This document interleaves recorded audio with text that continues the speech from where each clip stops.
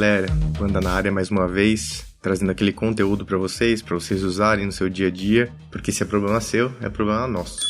E o conteúdo de hoje, ele tá no site do G1, Globo.com, por uma reportagem do BBC News. E quem escreveu foi Laís Alegretti. E o título do artigo é Trabalhador ou Máquina? As 10 ocupações com maior e menor chance de sumir no Brasil. Vamos lá? Vamos de conteúdo?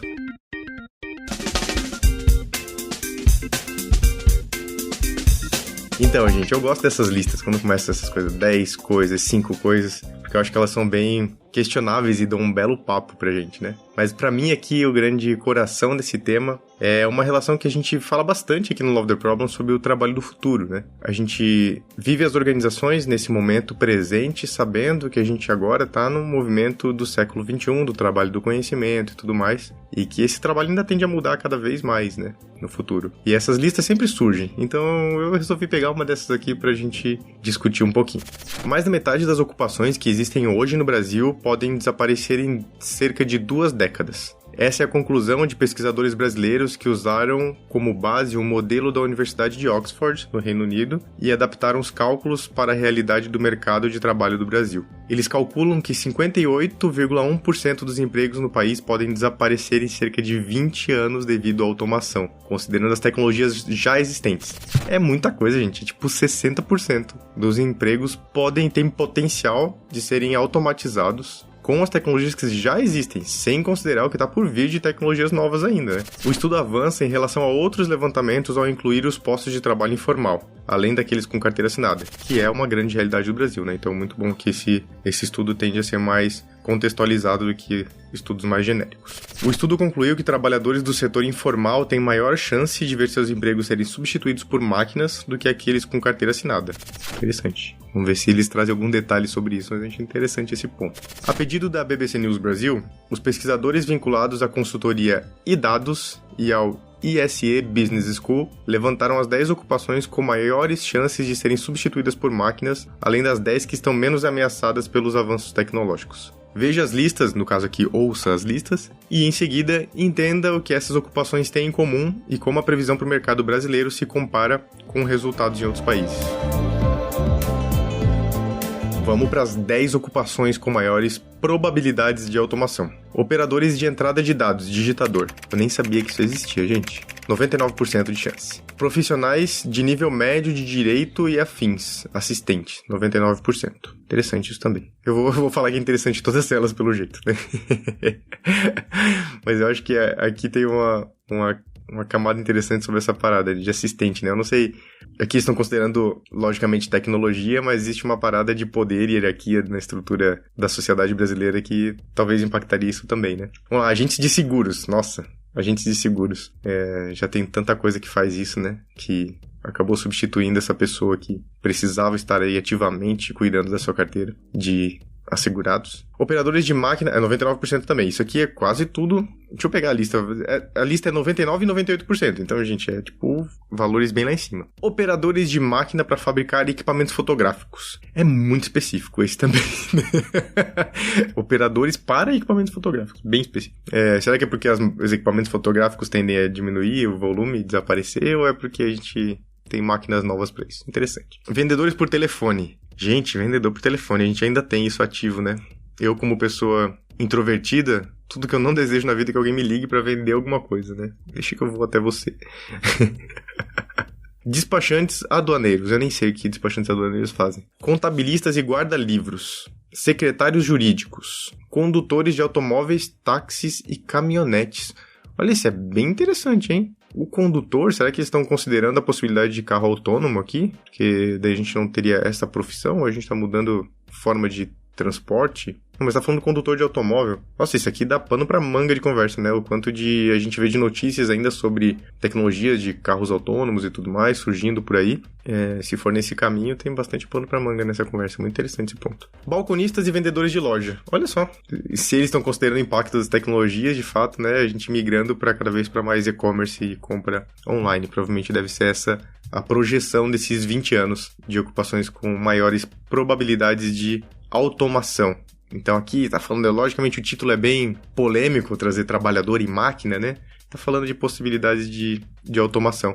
E Interessante, eu não sei o que o artigo considera aqui, talvez mais pra frente eles expliquem, sobre se o fato é automatizar a ocupação como um todo ou diminuir drasticamente o volume, né? Porque isso pode ser também um impacto bem grande já nesse tipo de ocupação.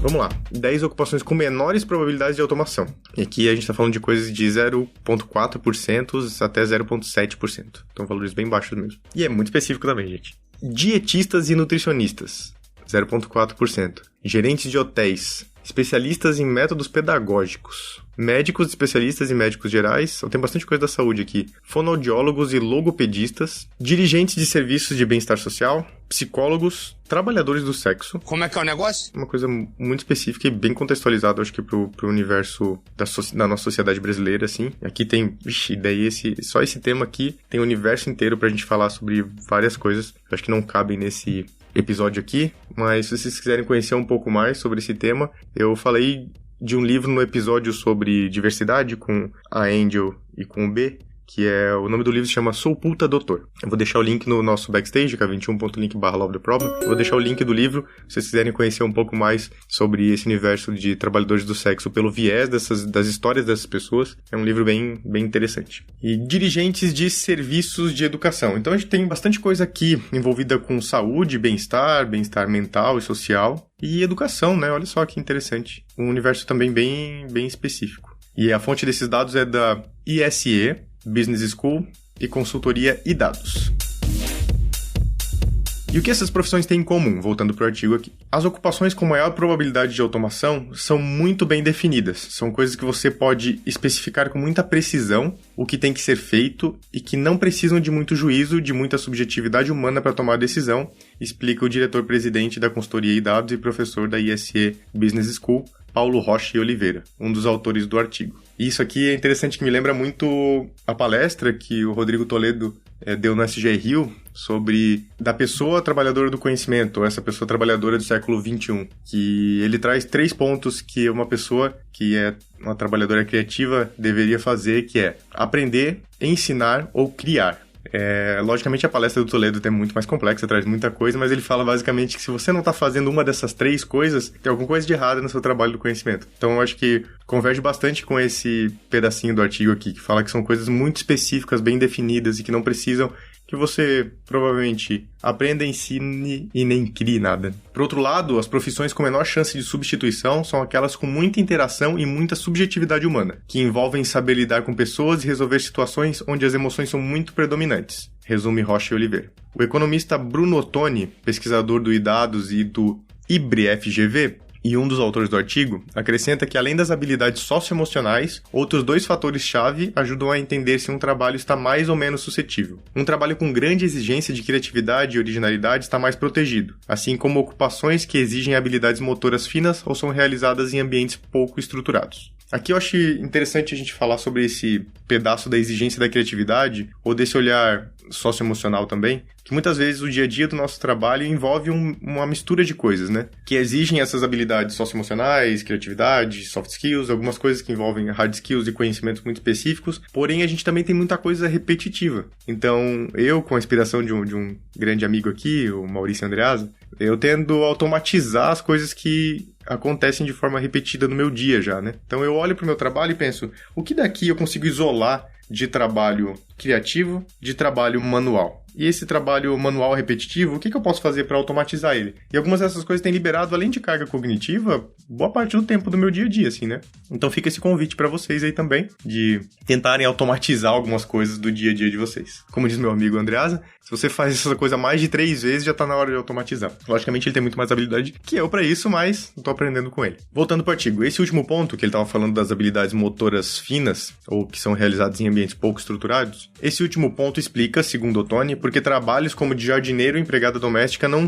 estão muito ameaçados pela tecnologia no curto prazo. Esses são trabalhos trabalhos que, apesar de serem, em geral, executados por pessoas com menor grau de qualificação, exigem habilidade motora fina e exigem que o trabalhador saiba navegar num ambiente de trabalho muito pouco estruturado. Por isso também estão protegidos, porque a máquina não consegue substituir. Ainda não tem aquela coisa do humanoide ou robô com perna e braço que vai realmente operar como um ser humano. No máximo tem aquele robozinho aspirador, né? Além de tudo, a gente tem uma questão bem estrutural da nossa sociedade aqui, baseada na relação de poder que existe sobre alguns desses trabalhos, né? Então, bem comum. Não é só uma questão de grau de qualificação, existe uma grande questão sobre recorte socioeconômico, de raça, de gênero, então é um pouquinho além da automação também, né? Os critérios usados por eles estão baseados nas probabilidades de automação calculadas pelos pesquisadores. Eu sempre escolho artigo que tem nome difícil, né? Eu não sei se é uma sina para mim aqui no Problema Nosso. Calculados pelos pesquisadores Carl Benedict Frey e Michael Osborne, da Universidade de Oxford, os quais Rocha e Oliveira se referem como as maiores autoridades mundiais sobre o assunto. O trabalho deles foi focado no mercado de trabalho dos Estados Unidos, conforme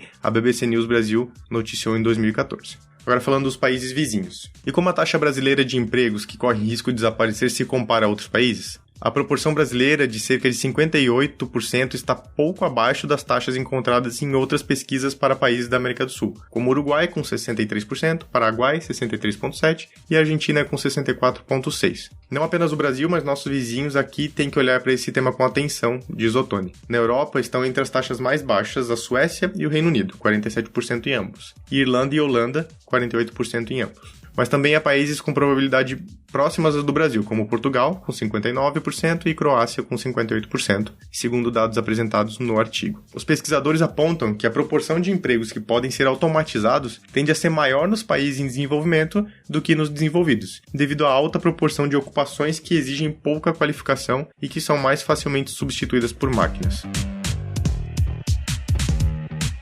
Trabalho informal versus formal. No Brasil, até 62% dos empregos informais do país podem desaparecer nas próximas 2 décadas, por causa da automação, enquanto a probabilidade é de 55% para os empregos formais, segundo os pesquisadores. E quem são as pessoas que costumam ocupar os cargos sob maior risco de automação? Em geral, estamos falando de pessoas com menos escolaridade, e geralmente, o menor grau de escolaridade está relacionado também com algumas populações mais vulneráveis. O negro, em vez do branco, as pessoas de regiões mais pobres do Brasil, Nordeste, Norte, diz Ottoni. Rocha e Oliveira defende que, mais do que pensar em profissões que vão sumir como um todo, é necessário focar em quais atividades feitas por esses profissionais podem ser feitas por máquinas. Ele diz que é a natureza do trabalho que vai mudar, ao exigir que humanos se concentrem em tarefas que os computadores não podem fazer, como já vem ocorrendo. Isso já é um papo da galera do Lean há bastante tempo, né? Quando a galera falava de autonomação. Eu lembro que é muito sobre essa separação do trabalho humano e do trabalho da máquina, né? Deixa a máquina fazer o trabalho dela e deixa o humano usar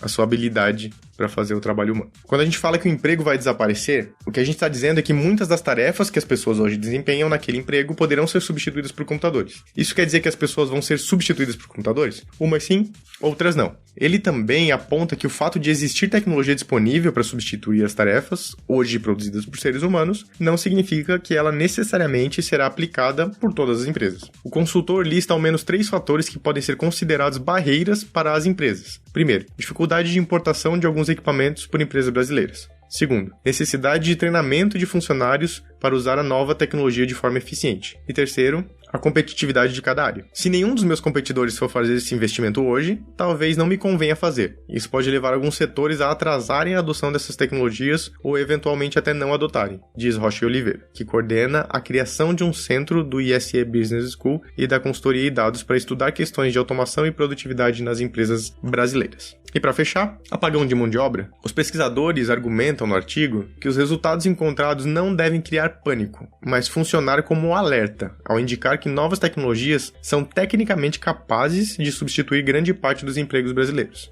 Apontam que é por meio das políticas efetivas que o Brasil pode aliviar ou até mesmo evitar a perda maciça de empregos devido à automação nas próximas décadas. Ottoni diz que a sociedade como um todo deve se preparar para lidar com esse cenário, e cita governos, empresas, terceiro setor, academia e o próprio trabalhador. Para todos os agentes que eu mencionei, a gente não vai ter como escapar de políticas de retreinamento de mão de obra. Especialista em mercado de trabalho, ele diz que novas tecnologias levarão ao mesmo tempo a uma destruição de empregos, mas também a criação de novas vagas. O problema, diz o economista, é que haverá um descasamento entre esses tipos de vagas. Se não houver profissionais retreinados, diz ele, podemos ter um cenário em que haverá muita vaga de emprego aberta, mas sem ser preenchida, ao mesmo tempo que haverá muitos desempregos sem conseguir recolocação. Para fechar com uma frase do Tony aqui, as próprias empresas, se não se preocuparem em treinar, serão as mais afetadas pelo que a gente pode chamar de apagão de mão de obra.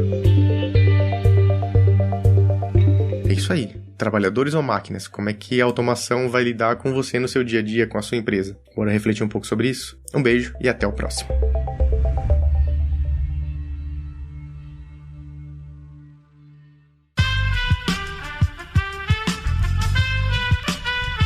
Esse podcast foi editado por Aerolitos Edição Inteligente.